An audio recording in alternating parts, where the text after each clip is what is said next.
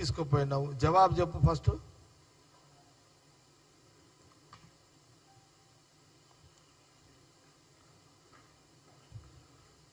నువ్వు 4 నెలలు 5 నెలలు నువ్వే జైలు ఉంటివి.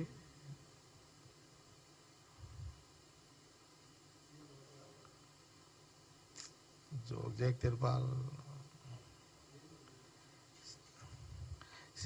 ఇప్పుడు అంత ఈజీగా ఇప్పుడు రేవంత్ రెడ్డి ఇడిచేటట్లేడు.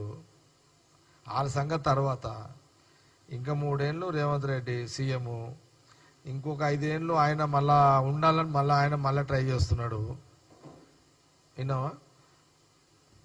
ఆయన ట్రై చేస్తున్నాడు. నేను కూడా 9 ఏళ్ల లోపల నేను సీఎం కావాలని నేను ట్రై చేస్తున్నా. అంత ఈజీగా వాళ్ళకి ఆడొస్తాయి.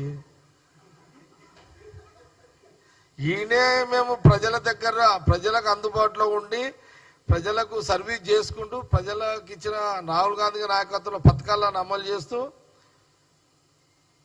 మీరు నిన్న కూడా చూసారు కదా సీఎం రేవంత్ రెడ్డి ఏం చెప్పిండు. ఈ 3 ఏళ్ళు ప్రజలు 5 ఏళ్ళు అవకాశం ఇచ్చారు, ఇంకొక 5 ఏళ్ళు ప్రజలు అవకాశం ఇచ్చి సీఎం కావడానికి నేను ప్రజలకు అందుబాటులో ఉండి వాళ్ళ సర్వీస్ చేసుకుంటూ పనిచేస్తాను అన్నాడు. ఆల్రెడీ దాన్ని దరఖాస్తు పెట్టిండు కదా తెలంగాణ ప్రజలకు. ఇంకొక ఈ 3 ఏళ్ళు కాక ఇంకొక 5 ఏళ్ళు పెట్టిండు. ఆయన 5 ఏళ్ళకి దిగిపోయే టైం నా దరఖాస్తు ఉంది తెలంగాణ ప్రజల దగ్గర. నేను కూడా సీరియస్గానే ఉన్నా. మా దాంట్లో మళ్ళా ఉన్నారు ఇంకా ఇవన్నీ ఉన్నాయి కదా. కాబట్టి మేము కాంగ్రెస్ పార్టీ ఎప్పుడు ప్రజల మధ్యలో ఉండే పార్టీ. మేమేమి సీరియస్గానే ప్రజలకు సర్వీస్ చేసుకుంటూ పోరాటాలు, ప్రతిపక్షంలో పోరాటాలు చేస్తూ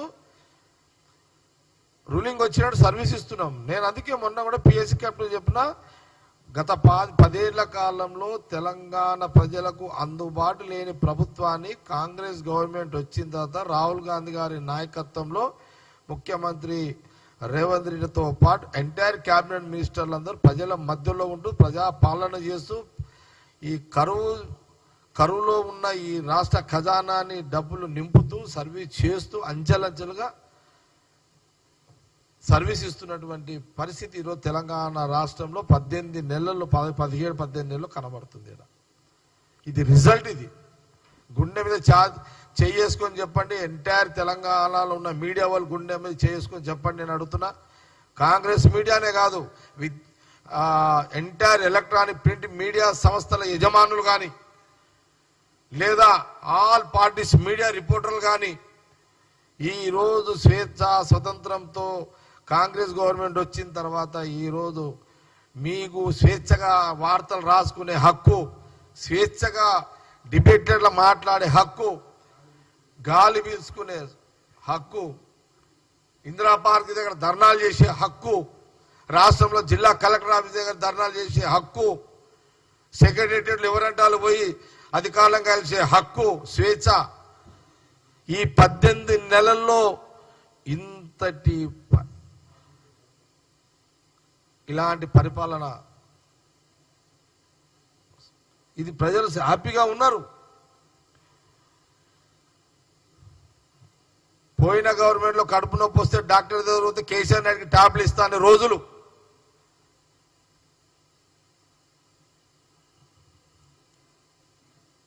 కానీ ఈ పాలనలో పేషెంట్ డైరెక్ట్గా పోయి ఎవరికి ప్రభుత్వం డైరెక్ట్ ట్రీట్మెంట్ చేసుకునే స్వేచ్ఛ చాలా తేడా ఉంది. అందుకే ఉన్న పిఐసి మీటింగ్లో నేను చెప్పిన.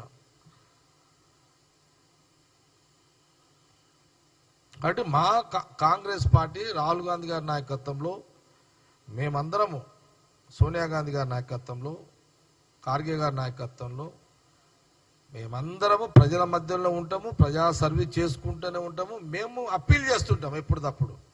అందుకే నీ మాట మీరు అడిగిన ప్రశ్నకి చెప్పిన, నేను తిరుపాల్ నువ్వు అడిగిన ప్రశ్నకి అందుకే జవాబు చెప్పిన. ఇంకా మాకు ఇంకా అటు ఇటు మేము అడుగుతున్నాం. అందుకే ముఖ్యమంత్రి గారు మేము మా సర్వీసు మొదలుపెట్టినాము ఇంత కష్టకాలంలో. అందుకే నెక్స్ట్ ఇంకా 8.5 సంవత్సరాలు మాకు ఇవ్వాలి, అవకాశం ఇవ్వండి, మంచి ఇంకా మెరుగైన సర్వీస్ ఇచ్చుకుంటూ పోతాము. సరే ప్రెసిడెంట్ సీఎం ఉన్నాడు కాబట్టి మళ్ళీ అడిగిండు, కంటిన్యూ.